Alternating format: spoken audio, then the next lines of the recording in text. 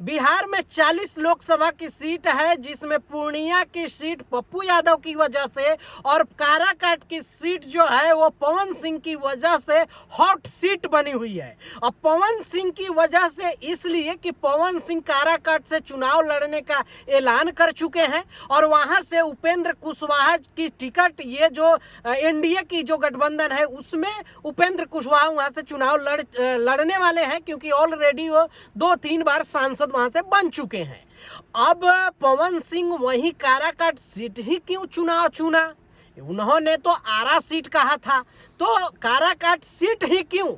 ये बहुत बड़ा सवाल है, क्योंकि 40 लोकसभा का सीट है, जिसमें नजदीक में इनके आरा, सिवान, गोपालगंज इधर ना लड़के काराकाट सीट इन्होंने चुना और बहुत ही होशियारी के साथ इन्होंने चुनाव किया है काराकाट सीट। एक तो पक्ष कह रहा है कि जैसा कि पवन सिंह का और बीजेपी का रिलेशन बड़ा अच्छा है, जदयू से गठबंधन है बीजेपी का, तो भाई ये कहीं और सीट से लड़ेंगे तो बीजेपी और जदयू से जो है रिलेशन खराब हो जाएगा। आपने रवि किशन का एक बयान सुन लिए थे कि उनसे जब सवाल किया गया था तो किस तरह की बयानबाजी रवि किशन दिए थे। तो भोजपुरी माहौल जिस तरह से भोजपुरी सिंगर हैं, तो भोजपुरी में भी इनका रिलेशन खराब हो जाएगा। तो सब रिलेशन को भी बचाना है और चुनाव भी लड़ना है, क्योंकि माँ कह दी है तो ये चुनाव लड़ेंगे ही।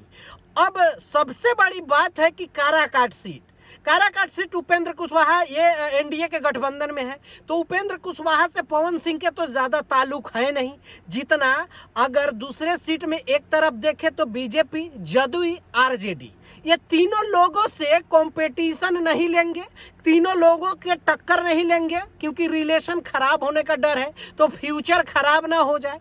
इसी वजह से जो है ये लोगों का सोचना है इस तरह से। और दूसरा जो है, उपेंद्र कुशवाहा से अगर कुछ हो भी जाता है तो कोई मतलब ही नहीं है, क्या हो जाएगा, फर्क तो पड़ता नहीं है। दूसरी तरफ दूसरे लोगों का कहना है कि उपेंद्र कुशवाहा की जो वहाँ सीट है, वहाँ पे जैसा कि यादव लोगों का जो वोट है वो 3 लाख है, और लोग में अगर कुर्मी और कुशवाहा की अगर बात करें तो 2.5 लाख वोट उनका है।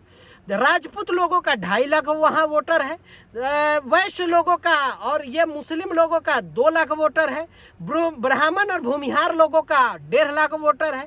तो इस तरह से वोटर की जो संख्या है वहाँ पे बहुत ज़्यादा है। तो जैसे यादव है, अगर खेसारी लाल यादव सपोर्ट करते हैं, हालांकि पीछे से तो कई बार सपोर्ट किए हैं, अगर पवन सिंह बुलाएंगे तो उन्होंने कहा है कि वो चुनाव में जाएंगे, लेकिन लगता नहीं है, क्योंकि आरजेडी से इनका रिलेशन अच्छा है, तो आरजेडी से व्यवहार जो है वो खेसारी लाल यादव खराब नहीं करेंगे कि आने वाले समय में इनको भी चुनाव लड़ना है और आरजेडी से ही टिकट मिलेगा, ये तो तय है।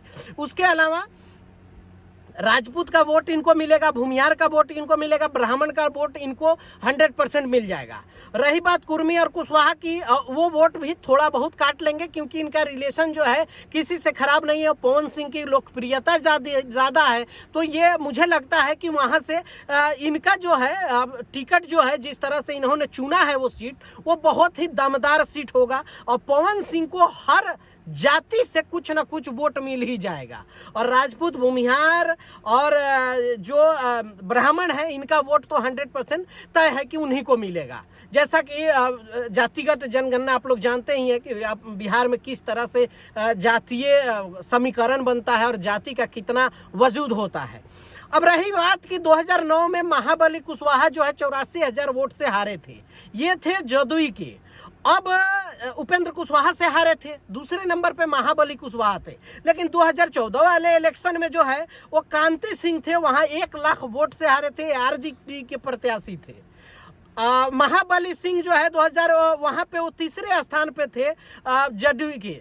तो जदयू, बीजेपी और ये राजद, तो सबसे दमदार जो बीजेपी का है, तो नुकसान जो है बीजेपी को ही होने वाला है। और बीजेपी को मुझे लगता है कि उपेंद्र कुशवाहा जिस तरह से वहाँ पे लोग जो हैं, पवन सिंह से जिस तरह लोकप्रियता है, तो पवन सिंह को वहाँ से सीट जो चुना है ना, गजब सीट चुना है और समीकरण, जातीय समीकरण ये सब देख के चुना है, तो मुझे लगता है कि वहाँ से पवन सिंह का जीतना तय है। अब आप लोगों को क्या लगता है, नीचे कमेंट करके अपनी राय दीजिएगा। मिलते हैं अगले वीडियो में, बाय बाय, टेक केयर, जय हिंद।